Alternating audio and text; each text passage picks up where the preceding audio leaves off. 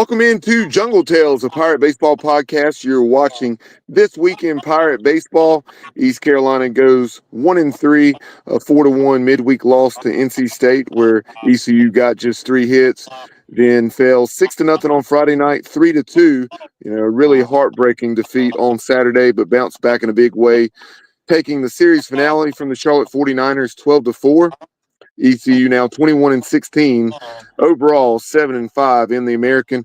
And now to take a look at the last week as well as what lies ahead and more, welcome in former East Carolina pitcher John White. John, we appreciate your time this evening. Thank you, Bubba. This was not the week that we expected with the 1-3 showing, but we definitely bounced back in a big way on Sunday against Charlotte, and it showed off what our star pitcher of the future looks like. All those pitches were in command. But yeah, it was a little disappointing in the week coming in. And but getting the big win Sunday now gives some momentum, gives them something to look forward to as they go into the next week. We appreciate everyone tuning in tonight. The show is presented by pgxgloves.com. We appreciate the loyal support of Mark Minikazi. He does an excellent job with PGX Gloves, and they provide you with batting gloves, golf gloves, football gloves, you name it. They have some excellent selections. You see a couple there on the screen. You have a purple and gold ECU themed golf glove, and then you have some batting gloves with the goat. They also have ones with a clown's face that are very popular. And the goat gloves also come in wide receiver gloves. So definitely go to pgxgloves.com and check them out today. If you're tuning in live, you're obviously watching via YouTube or Facebook. We'd love to hear from you throughout the show as we talk East Carolina Pirate baseball for the next 40 or 45 minutes. But, the Pirates dropped 6 straight, following the 3-2 loss on Saturday, and that matched the programs or had the longest losing streak that the program had since 2017 when ECU dropped 7 straight. And we'll certainly spend a lot of time on that Sunday game, but let's start off with that 4-1 loss to NC State. Wolfpack got on the board early against Sean Jenkins, and you had a no-doubter to right field that made it 1-0 pack there. I guess in the top of the first. Yeah, that's right. So Hogue came up and greeted Sean with a big fly to right, and it was a no-doubter.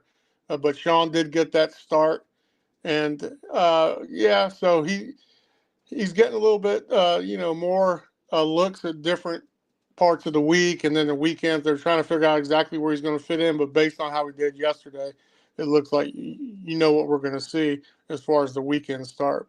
But he had 3 hits against him in 2 innings and 1 earned run, 2 total runs, and 2 strikeouts. But yeah, he was rudely greeted in the first, and then a couple errors in the second.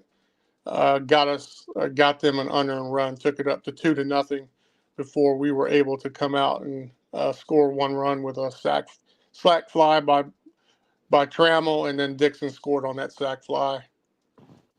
Yep, and that's what this was the game. Like I've already mentioned, we only had 3 hits: Burris, and then Wallace, and then Trammell. That was it. Yeah. And despite that, you had a quality pitching performance. And ECU gave itself a chance on the mound, but the bats simply were not able to get anything going against some quality state arms. And John, I know we were discussing off the air the performance of those NC State hurlers. Yeah. So tell us what you saw from them on Tuesday night. Yeah, they had really good stuff. After we got the run, they came back and got another unearned run, 3-1, and then they brought in Anderson Nance. He's 5-1 on the season now. He pitched 5 strong innings, gave up 1 hit, 5 strikeouts, no walks, almost flawless through his 5. He looked like he had really electric stuff that night. And then they were able to bring in a stud and Jacob Dudon to get the save, and he struck out 2 in the only inning of work. So, but not to be forgotten, we got an excellent outing out of Nick Moran there. Kind of lost in the weeds of the losses this week, but he did pitch a stellar 4 2/3, 4 strikeouts. He did give up 1 earned run, and he had 2 hits against him, but he had an outstanding. He didn't give up any earned runs. I'm sorry, he gave up 1 run. But yeah, he pitched 60 pitches that game. Outstanding performance, something we need to see out of him more often. So that was a good sign coming out of this game. We appreciate obviously everyone tuned in, but Johnny Gardner and then also Justin Butts chiming in, via text tonight, saying that there was some feedback. So guys, appreciate you informing us of that, and let me know if it's any better now. I switched over to my laptop from my cell phone, so hopefully it's better moving forward. But transitioning from that 4-1 loss to NC State into the series against the Charlotte 49ers, we had talked, pretty extensively, about that matchup between Norby and Blake Gillespie, the very talented righty from Charlotte, the UGA transfer. He's a Georgia native, had pitched probably about 20 innings over the last 2 seasons for the Bulldogs. And man, the 49ers have found themselves, a stud in Gillespie. He had the no-hitter against James Madison earlier in the season, and he's been lights out in league play. Johnny Robertson, if you're tuned in, let us know those numbers. I'll scroll back through our text and see if I can find them. But he has something like a .91 ERA in league play. Yeah, outstanding stuff, and he had it on Friday night. So, yeah, we saw Norby and Gillespie, and Norby been slightly off last couple games, so he didn't quite live up to his side of the bargain. But Blake certainly did with his 8 innings pitched and 11 strikeouts, 5 hits, no runs. But his stuff was all near. He was about as efficient as you can get as a pitcher. 8 innings, 103 pitches, and he was around the strike zone. His ball moved a lot in every direction, and he just looked the part, which is one of the top pitchers in the league, if not the top pitcher. Yeah, he was the real deal, and as advertised, the Pirates in the game, 5 hits, and looking at it, early, you had the leadoff man on, and then he got caught stealing. That was Braden Burris, and Yeah. speaking of that, that was something I was glad to see. Not that Dixon was bad in the leadoff spot by any means, but I just that was something I was a little surprised when we went away. I know we were searching for answers, but as you and I discussed, we were a little surprised when Coach Godwin, moved Dixon from the 2 hole to the leadoff spot, considering everything that Braden was doing at the top of the lineup. Yeah, that's right. And Braden's on his 5 game hitting streak right now, and he's always on base. It seems like he finds a way to get on base. He's a terror at the plate and on the bases. So, yeah, that was a little surprising. I think Dixon has now been moved down to fourth. There was some talk with coach and him decided that he'd be better suited in the fourth spot. So, getting Burris back up into that number 1 hole seems like the right thing to do at this point. So, yeah, and going back to Ethan and what's plagued him a little bit over the past, few weeks is the home run totals. He gave up another 2 that kind of got the lead up into 5-0, and that's plenty enough for the way Gillespie was pitching. They ended up scoring in the 6th, and then that was it for their scoring. But Gillespie was pitching so well that he probably didn't need a whole bunch of runs, but we couldn't keep it close enough, and with a night like he had, we needed to be within a one swing away type thing, and we kind of got outside of that. Kind of a little side note on that game, I was surprised on Friday afternoon um, when I saw that ECU was -1.5 in that matchup against Gillespie.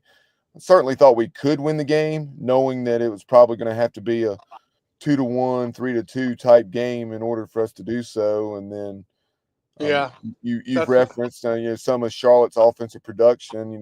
We didn't pitch all that badly, but in that game you had zero margin for error, and Charlotte got off a couple of big swings with a couple of home runs that probably totaled about 850 feet. yeah, yeah. There were, so that was that like you mentioned, we needed to keep it a little bit closer. I'm surprised it was minus 1.5, to be honest. I figured it'd be the other way around since it was in Charlotte and Gillespie's been so hot and Ethan's been a little bit off. One aspect of this game that was promising was seeing Bradley Zay come out for 2 innings, 3 strikeouts, give up 1 hit. But we as a team only gave up 2 base on balls. They as a team only gave up 1 base on balls. They had 113 pitches in 9 innings, and we had 125. They pitched very efficiently, and we weren't at that bad either. So it was a well pitched game. It's just unfortunate we couldn't score off of Gillespie. Right. And that's what Alex Peltier got the start, and he really rained some balls down in both gaps. And and that was one thing that stood out. Yeah, yeah, he played. He played. He was a wide-ranging outfielder out there, and that was something he needed to do to haul in some of those balls. It felt like I don't know if it's just the way it looks on TV, but the gaps do seem larger at that park for some They reason. they do. Yeah, And so Charlotte leading 4-0 after 4, knowing that it was an uphill battle against Gillespie. Ethan Norby went 5 1/3, 5 runs, excuse me, 6 runs, 5 of those earned on 6 hits, 5 strikeouts, and 2 walks, throwing 85 pitches. But at that juncture, I think it was a smart decision, facing the 6-0 deficit to not burn Ian or other arms.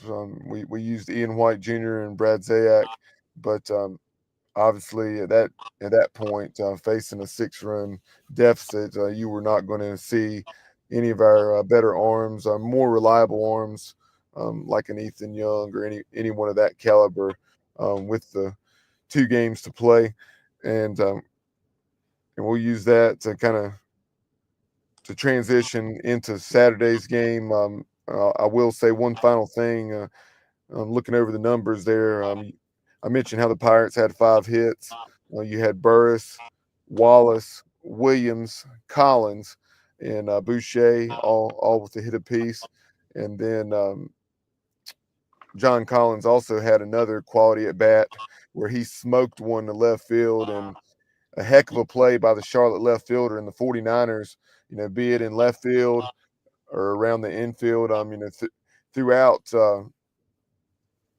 in throughout the various positions defensively. They had a heck of a weekend, fielding the baseball.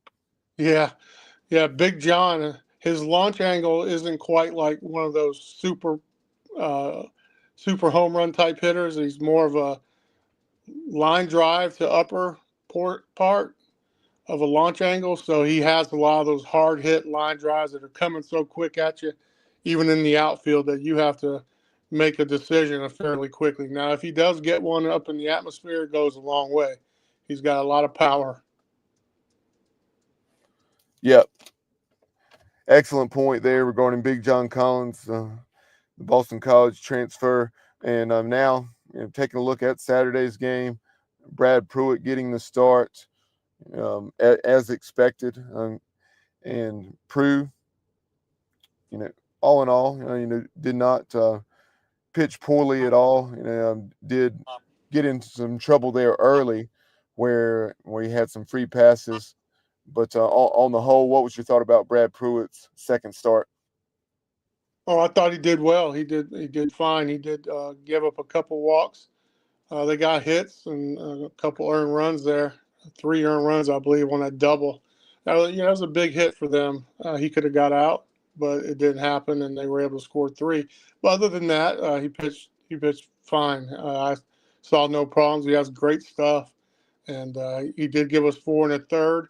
And coach knew that this game was going to be close. He knew he had to go to EY, and Ethan did his job in big time fashion as well, keeping this game to the point where we should have scored more runs. I'm sorry, but that's kind of the hurtful part of watching that game was the fact that we didn't score some of those times that we could have. So leaving seven on base with one second and third and the other one bases loaded, those kind of hurt. So, but anyway, the two pitchers that pitched for us did fine. Obviously, Ethan dominated, but Brad did fine in his own right as a starter. Looked fine to me.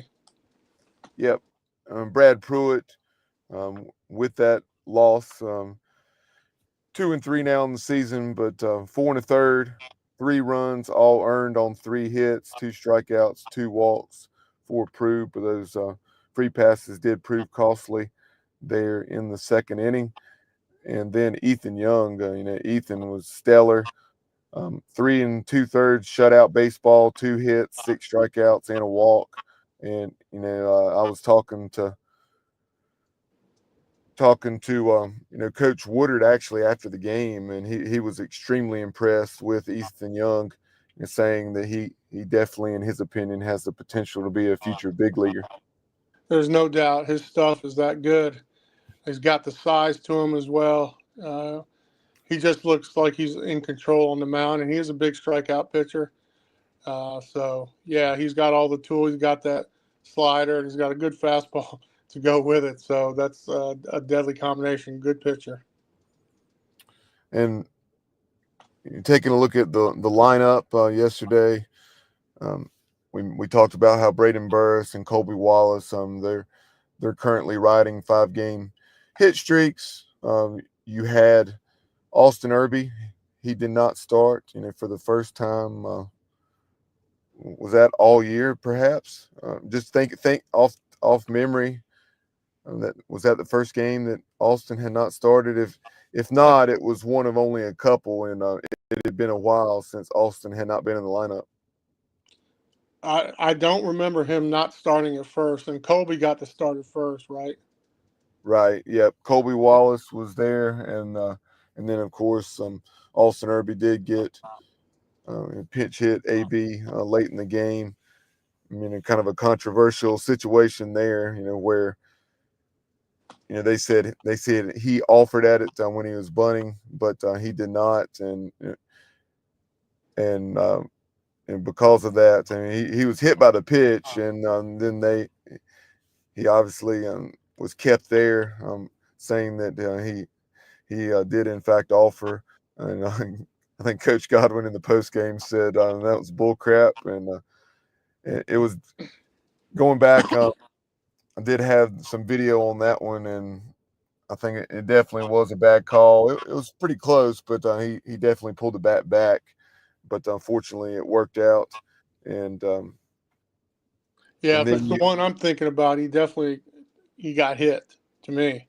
Is that the one you're talking about? yes, he definitely pulled the bat back, and then Yeah, was exactly. hit by the pitch.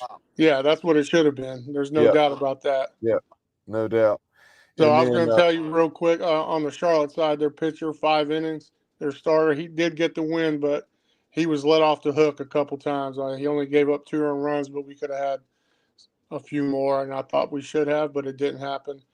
And we ended up with 5 hits total in the game again. So up to this point, we played 3 games. We only have 13 hits, and it's kind of feeling blue for everybody. So, yep, but that's and that baseball.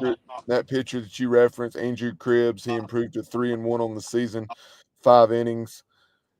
2 runs, both earned on 4 hits, 4 strikeouts, and 2 walks, and leading the way for the 49ers offensively was Spencer Nolan, their center fielder, 2 for 3 with 3 runs batted in.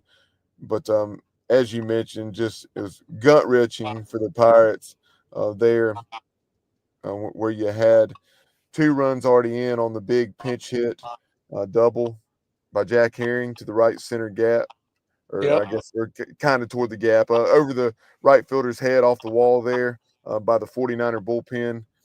And then you have a chance to tie or take the lead at that juncture, and you leave guys on second and third after having them there with no outs. Yeah. And then Yeah. later on, when you you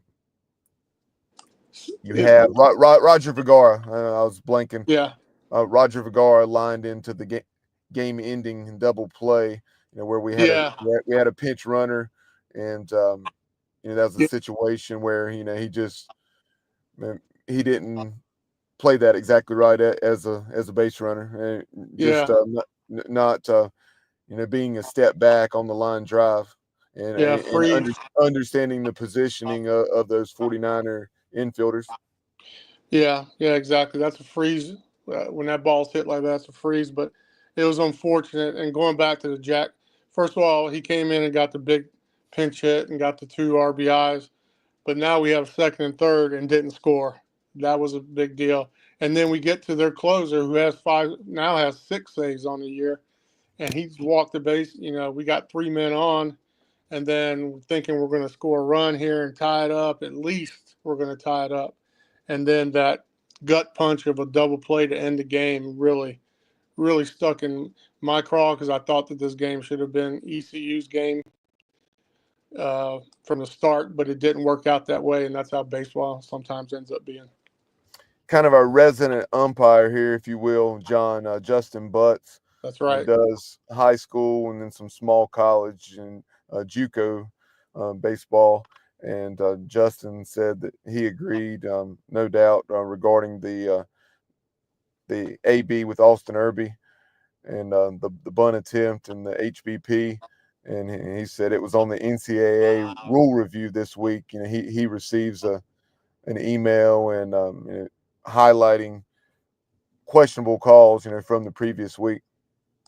Yeah, I knew that they probably did that, but I didn't realize he was on that or received that. I'm sorry if I didn't know that, but that's interesting to hear that that play was sent up. So that's good because it was pretty obvious, and I know that our coach had noticed it, and everybody on TV noticed it, but the guy behind the plate missed it. That's just plain and simple.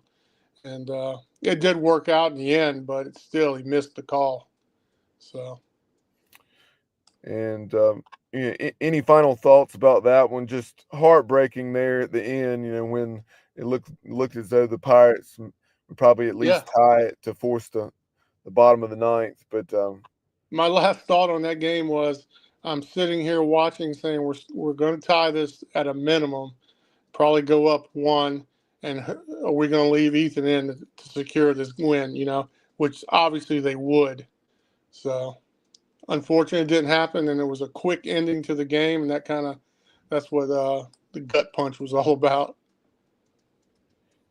so transitioning into the final game of the week on the series finale, how would ECU respond after such a heartbreaking loss, a sixth straight loss? Again, the program's longest losing streaks in 8 years, going back to 2017 when the Pirates lost 7 straight. And yeah, needless to say, we saw very early on in yesterday's game, you know, what this team's made of, and despite the struggles, and we threw up a 3 spot in the first, which was a very, very welcome sight. Yeah, and it was a big play because we had 13 hits, we had not scored many runs, we had 2 outs at that point as well. So if we had just not scored and been 0-0 again, we'd be saying, "Oh, here we go again." But Walker Barron comes up big and he gets that hit. We end up scoring 3, and that started off the game. Yeah, they did come back with 2, I think in the second, but then I think Big John hit a bomb. They may have scored 1 run, and then Colby hit his bomb, and we didn't look back at that point. Yeah, and with Walker Barron's big 2 out, 2 strike hit, I believe it was a 2-2 count to be Yeah, exact. And with our struggles and inability scoring runs throughout the week, as you mentioned, just 3 runs on 13 hits, going into yesterday's game. I mean, that was exactly what was needed. And because of that, Walker Barron is our PGXGloves.com Player of the Week. He went on to have another 2-run single late in the game.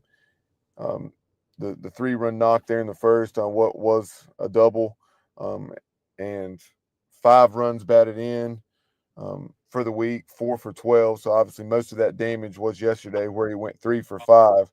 But in those other games, he had drawn a few walks. Yesterday, late, when the game was still in doubt, I think it was 7-4 or something like that at the time in the 8th inning.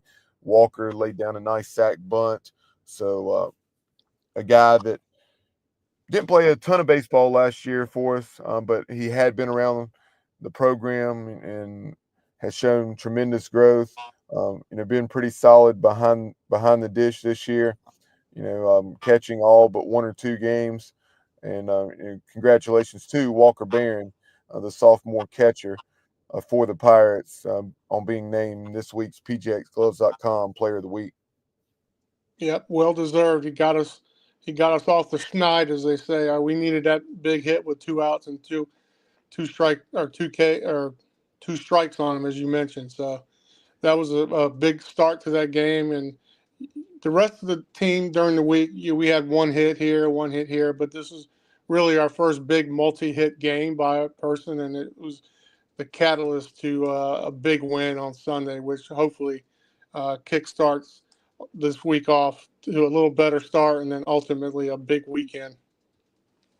Yeah, although he didn't have a home run, but I mean that performance yesterday at the plate by Walker Barron is right up there, with Austin Irby's against Gardner Webb, and then a handful of others throughout the season. With those 5 runs batted in, and not only was it an excellent individual game performance, but it was right on cue when the Pirates needed it, as we've said several times over the last few minutes.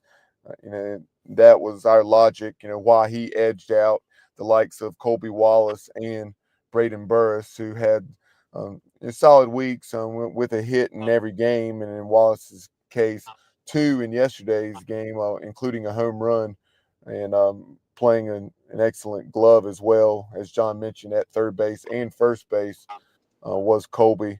But congratulations to Walker Barron, and then on the mound, you had Jake Hunter getting the start, John.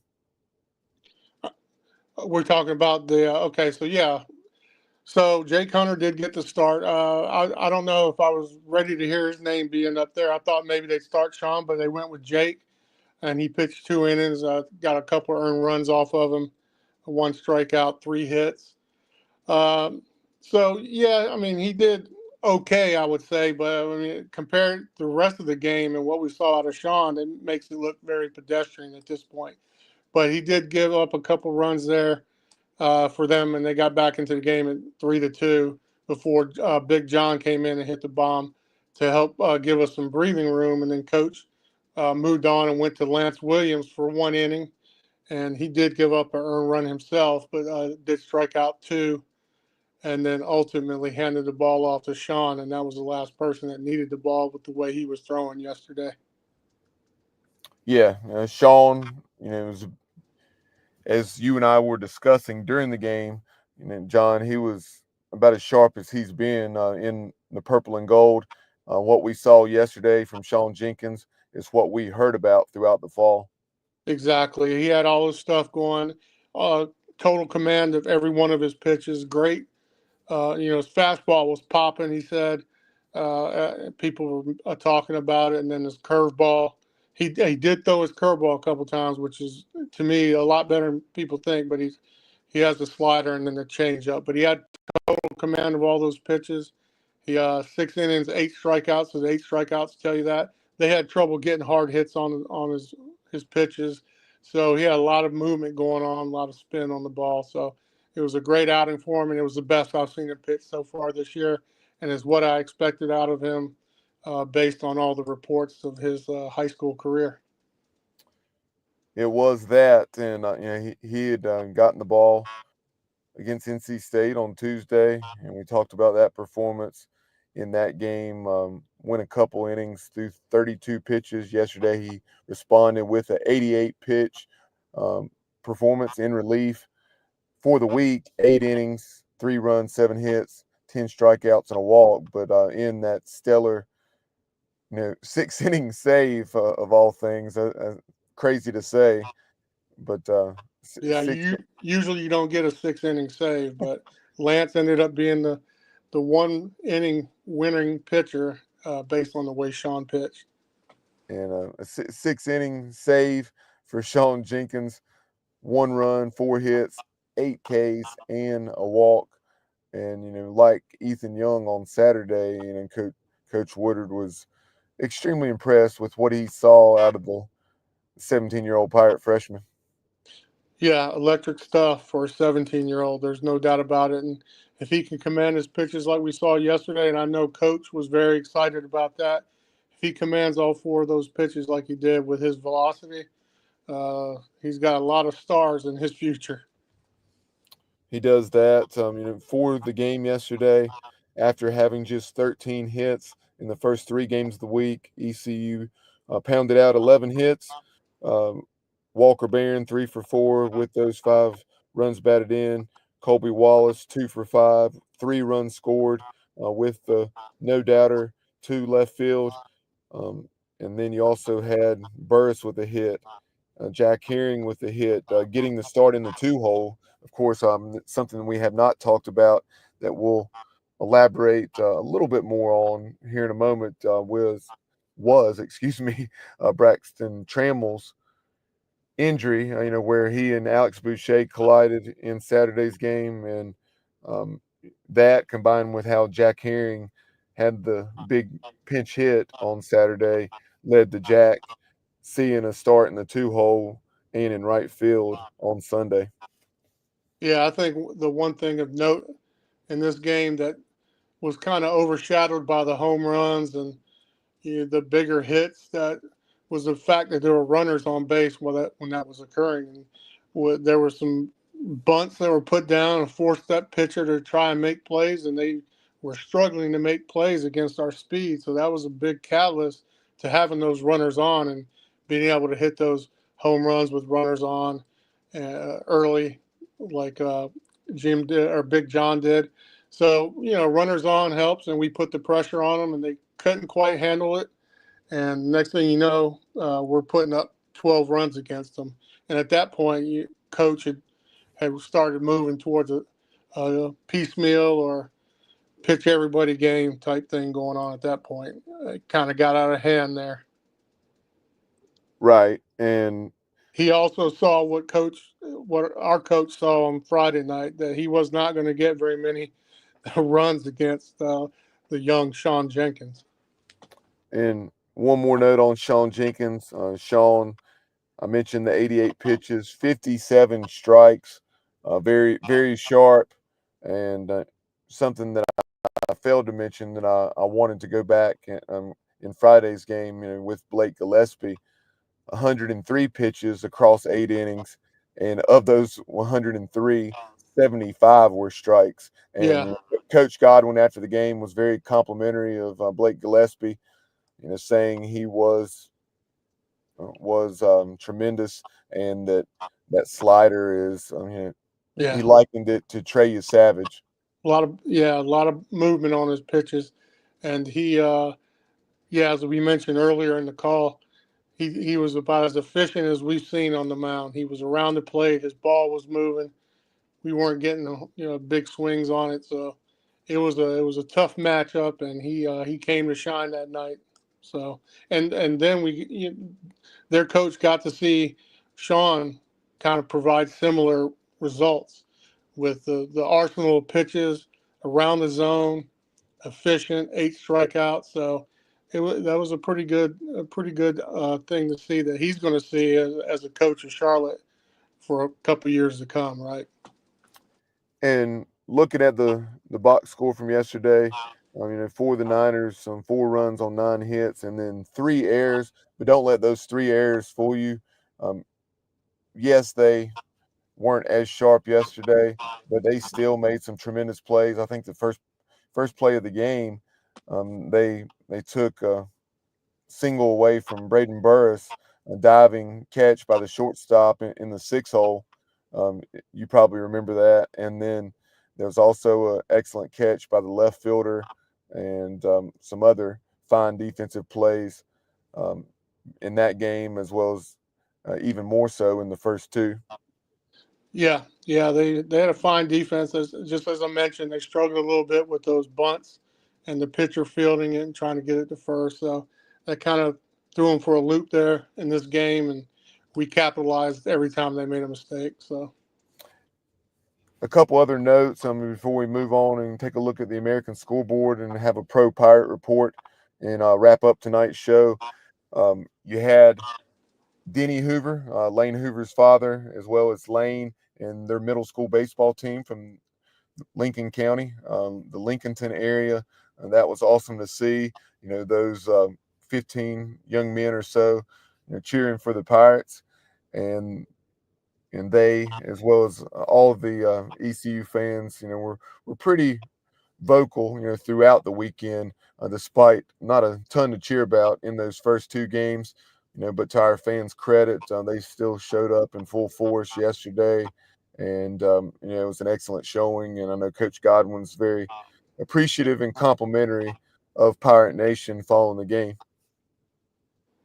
yeah, that was good to see and good to hear from you stating that because we had talked a little bit and was wondering if we were starting to see some fans fade off yet. But if they stayed and watched yesterday's game, they were treated to some great pitching and some long balls from our team. So that was a pretty cool thing for them to stay and see.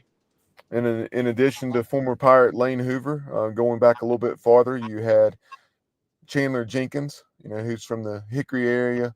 Chandler also who played at Catawba Valley Community College, like current Pirate Ethan Young. It was great to see Chandler Jenkins in the house yesterday.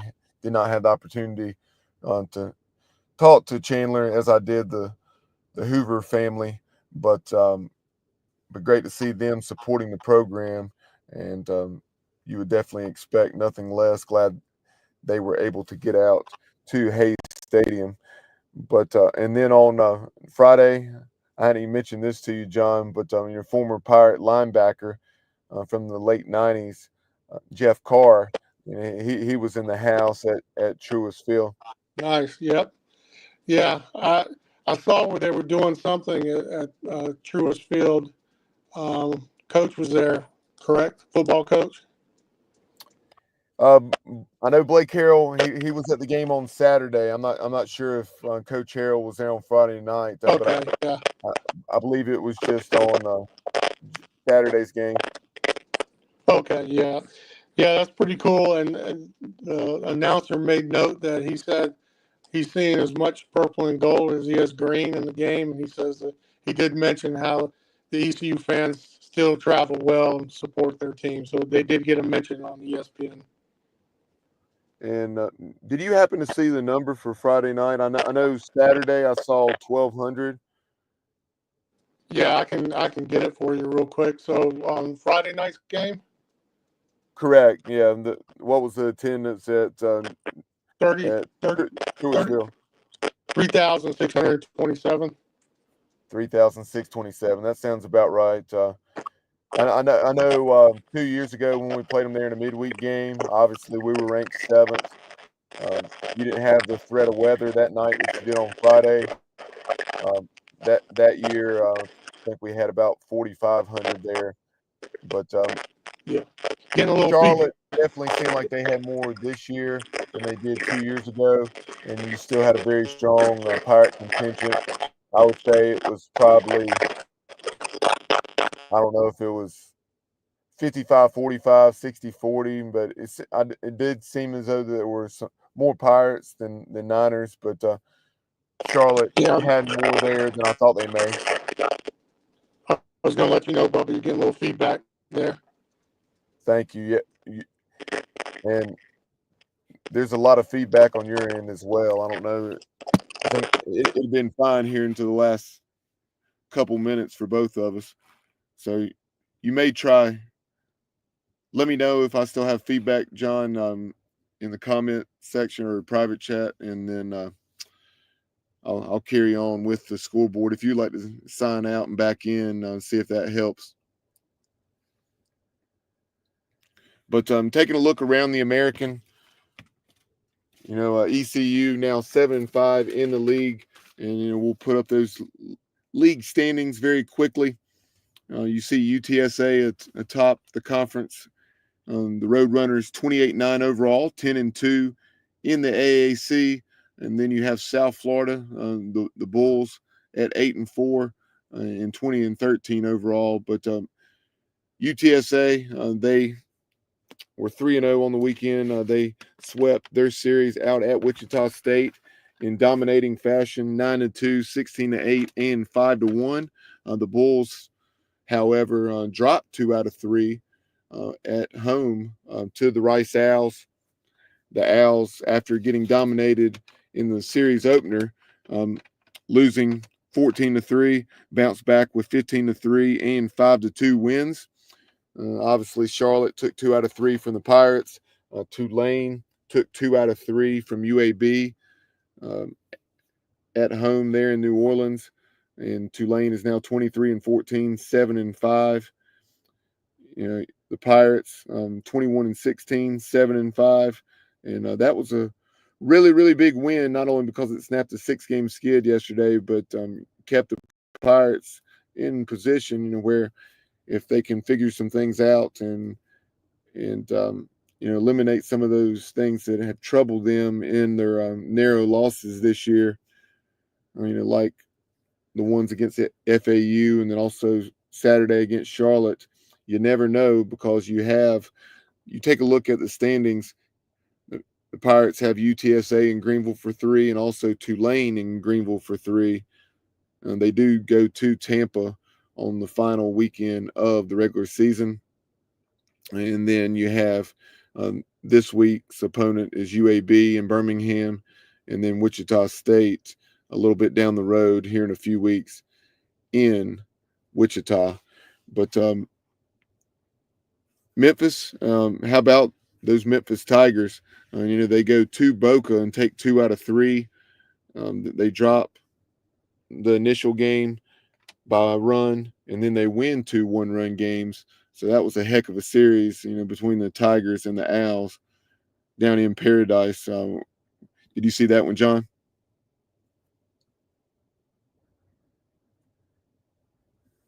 John, had you seen that Memphis and FAU played 3 one-run ball games?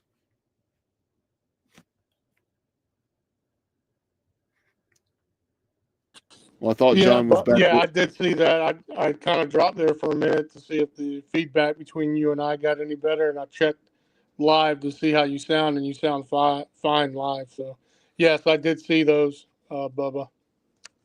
Okay, yeah. So, any thoughts on those league standings here? 4 weeks into conference play.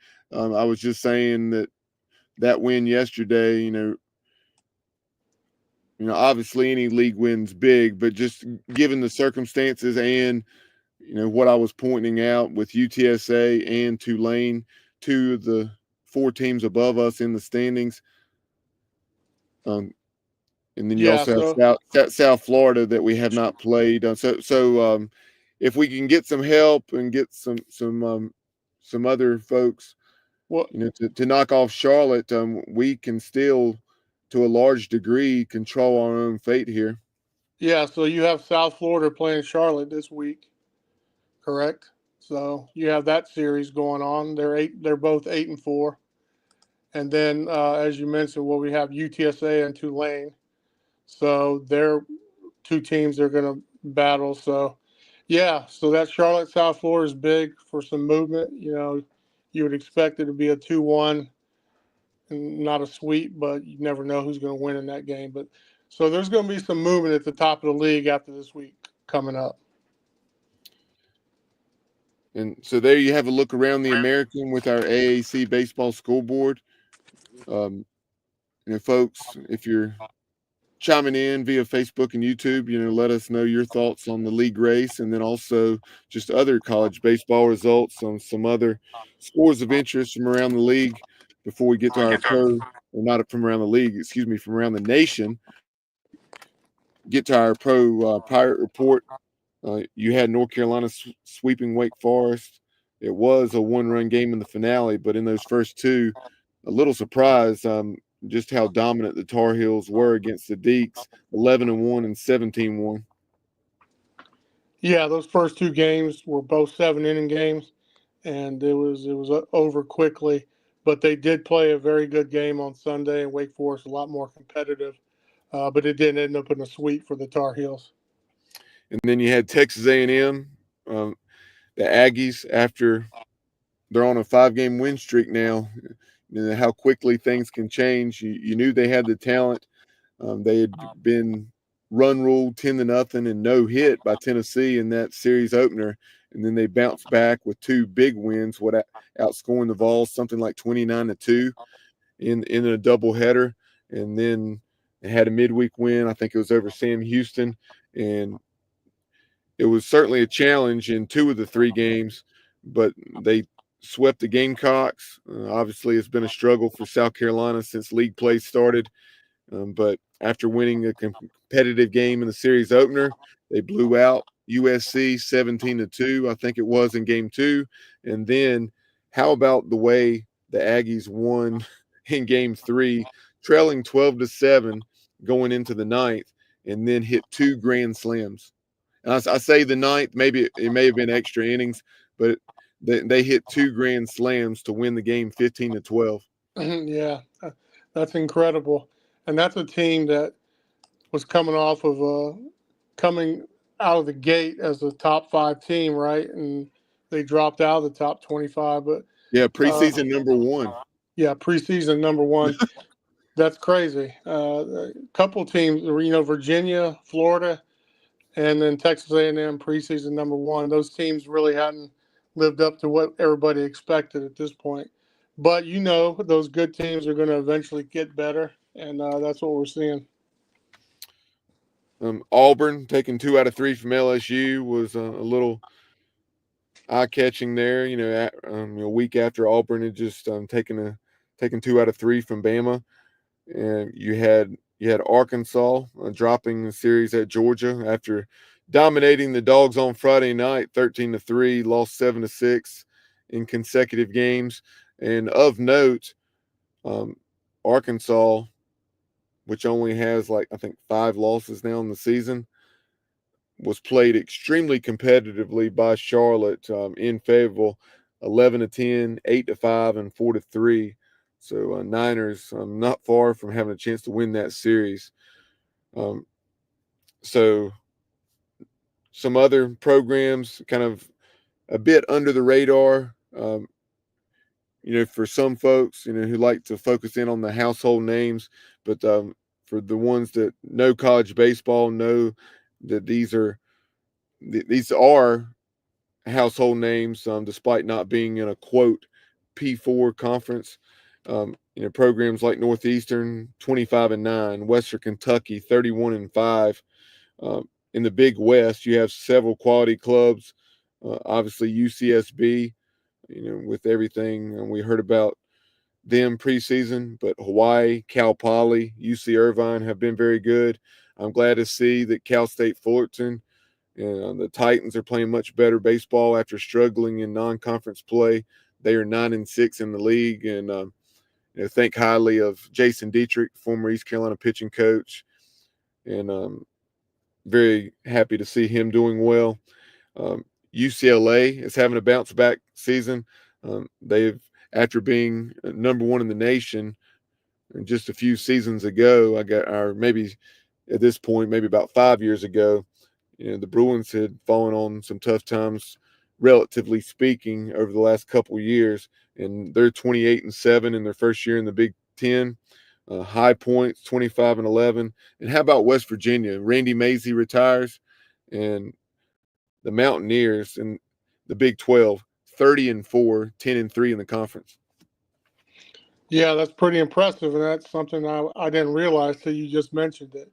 Yeah, the big news was when Randy was retiring after all those years coaching all over the place, but and going through the regional last year here in Chapel Hill. But they've only lost 4 games so far. Is that what you mentioned?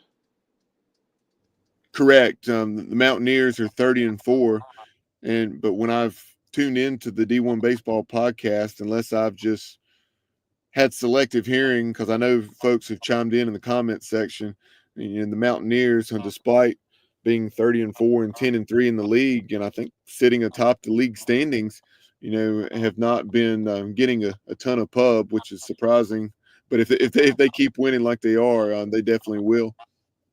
Yeah, they're moving towards a 50-win year, I and mean, those are they hard were to a super regional program a year ago. come. Yep. Yeah, that's right. They played here in Chapel Hill against UNC. And final thing tonight, John, let's take a look at some of our pro Pirates, or pretty much all of our pro Pirates. Do our best to include all the guys here and give Pirate Nation a rundown on what former ECU players are doing in the professional ranks. So let's start off with those in Major League Baseball. Alec Burleson, Burley's hitting 261, 12 out of 46, 3 doubles.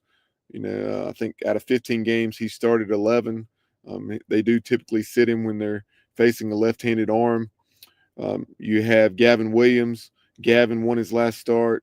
He is 1-0 with a 3.46 ERA. That win came against the Chicago White Sox, and I believe it was the Guardians home opener. Then you had Jeff Hoffman. Out of 16 games, he's appeared in half of them, which is not unusual. Over the last 2 seasons, he had appeared in something like 105 or 10 games for the Philadelphia Phillies, and that has continued in Toronto. Again, that's why you pay the man $33 million over 3 years, right? And So, dominating when he yeah, pitches. He's dominating. dominating. 2-0, 3 saves, a .96 ERA in 9 1/3 innings. Has struck out 13 and allowed just 5 hits. And then Sean Armstrong, 6 appearances, 1-0 with a 4.50 ERA, 6 innings, 9 Ks, and 2 walks. So glad to see him doing well with the Texas Rangers. And then, of course, Connor Norby will be there very shortly. And he had a 3-hit game with a home run with the Jacksonville Jumbo Shrimp. So, what are your thoughts on those 5? Yeah, excellent ball players. Obviously, uh, hopefully soon we'll get to see a couple more up there. But right now, you got Norby and Gavin, obviously ones we're familiar with, and from the regional Vanderbilt. But Burleson staying up in the bigs, doing his thing, and then obviously the other two are a little bit on the elder side compared to those guys, but doing well pitching. I can't speak more volume for any of those guys, and I know Norby's been a little bit banged up, but he'll be back to the player he is, which is a hit machine. And Florida will see what or Miami will see what they got on that trade with Baltimore and how worth it is for them to have got him. He's such a hit machine, so it's good to see him starting to come back into play. I know he's been injured. Also in AAA, you have Zach Agnos. Zach with Albuquerque has appeared in 5 games. No decision, but he has notched a save, a 1.42 ERA, 6 1/3 innings across those 5 appearances, surrendering just 1 run on 2 hits, 10 strikeouts, and 2 walks. Opponents hitting just 91 against the former Pirate shortstop and reliever. And then you have Carson Wisenhunt with Sacramento within that San Francisco Giants organization, 1-2 with a 3.86 ERA in his 3 starts. Carter Spivey had been in AAA with Columbus, the Clippers, but then he is now with the Akron Rubber Ducks, the AA affiliate of the Guardians. In AA, he has, I think, 2 appearances, 3 2/3, 3 runs on 4 hits. He, in his 1 appearance in AAA, worked scoreless and hitless inning. Um, you have Carter Cunningham. He's with the Vancouver Canadians. A bit of a rough start for Carter, but I know he'll get it going there in the high A affiliate, or with the high A affiliate of the Toronto Blue Jays. Jacob Jenkins Cowart, JC, is with the Jupiter Hammerheads, the A affiliate of the Marlins. He's off to an excellent start. 304, 7 out of 23 with 3 doubles, 8 runs batted in. He's swiped 3 bases. So great to see great things there from the former Pirate right fielder. You have, with the Hudson Valley Renegades, Josh Moylan. Josh is kind of like Carter Cunningham's, off to a bit of a rough start. 3 for his first 24, but had a very solid 2024. And hopefully Big Josh will get it going here in the coming days. Wyatt Lunsford Sheikman. Wyatt is on the 60-day injured list, there within the Mariners organization. That was as of April 2nd. I had not seen that until today. So about a little over a month and a half for Wyatt Lunsford Sheikman on that injured list. And you have Landon Ginn. He's pitching for the Myrtle Beach Pelicans, or at least that's the last I'd seen. I'm not sure exactly where he is now, but he is, still within that Chicago Cubs organization. We'll try to get you an update on Landon for next week. You have Tyler Brott with the Peoria Chiefs. Tyler, in 3 1/3, has surrendered 5 runs on 9 hits. You have Trey Savage. He made his first start the other day, John, in Dunedin, and now across a couple of appearances has worked 7 2/3, 3 runs, only 1 earned on 4 hits, 8 strikeouts, and 6 walks. I think all the 6 of those walks though came in that one outing, and opponents are batting just 154 against Trey, and he has, I think it's something like a 1.37 or a 1.17 ERA. Yeah, I've seen video on his couple outings, and his pitches are filthy still. I think in his last outing he had a nice strikeouts total. I think one of them was JJC. I think that was his last strikeout of the game before he's taken out. But yeah, it's good to see those two playing against each other. But Trey Savage is not long for the major leagues with the nasty stuff I'm seeing. A couple more here. You got Eric Ritchie with the Clearwater Threshers, the Phillies A-ball affiliate there. Obviously the ballpark where our conference tournaments played. Eric's appeared in a couple of games, and I worked 1 2/3 across those 2 appearances. And then last but not least, Ryan McChrystal with the Daytona Tortugas. He's off to an excellent start, like JC. Ryan batting .333, 7 for 21 with a bomb, a double, and 5 runs batted in. So there you have it, Pirate Nation. There's a look at how East Carolina players are doing in professional baseball, be it the major leagues or the MILB. Definitely stay tuned on social media. Follow the show on X as well as IG at Jungle Tales Pod, and then you can also find us on Facebook, Spotify, and YouTube. Be sure to like, follow, comment, subscribe, all those good things on all those platforms. We appreciate you chiming in and your support of the show.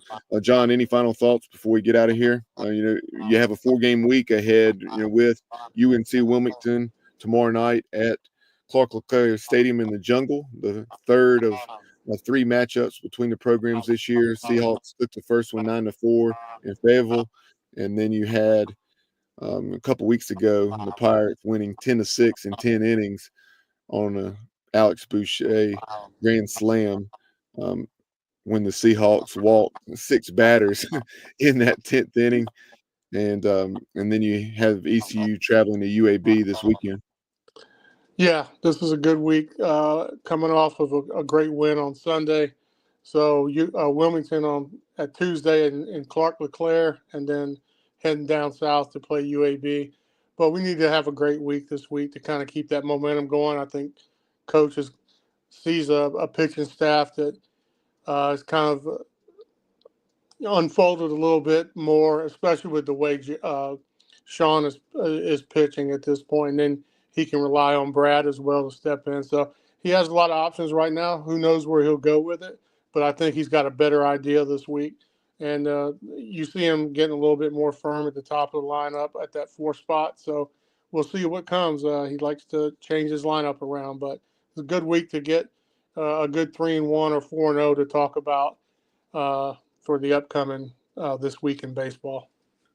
And appreciate Justin Butts chiming in once again here via Facebook, saying regarding Landon Ginn and with the Cubs organization, he believes that Landon's on the 7-day DL. Thank you for chiming in with that, Justin. Had not seen that. Hopefully, we'll have some mound time for Landon here in the next few weeks. But I do know that he was battling an injury, and that he had not pitched since 2023 for the Myrtle Beach Pelicans. When I was researching some of these numbers. But if you don't have anything else, John, that will do it for this edition of the show. Again, we appreciate everyone chiming in. Be sure to like, follow, comment, subscribe on all those platforms that you see there on the screen: YouTube, Facebook, X, formerly Twitter, Instagram, and Spotify. But that will do it for this edition of This Week in Pirate Baseball. We'll talk to you throughout the week. We hope to have on deck, with the UAB head coach as we preview this weekend series. There was not one for UNC Wilmington, as we had already caught up with Coach Hood, prior to that second matchup a couple weeks ago in Wilmington. But for former East Carolina pitcher John White, I'm Bubba Rosenbaum. You've been watching, listening to Jungle Tales and This Week in Pirate Baseball. We'll talk to you soon. And as always, go Pirates.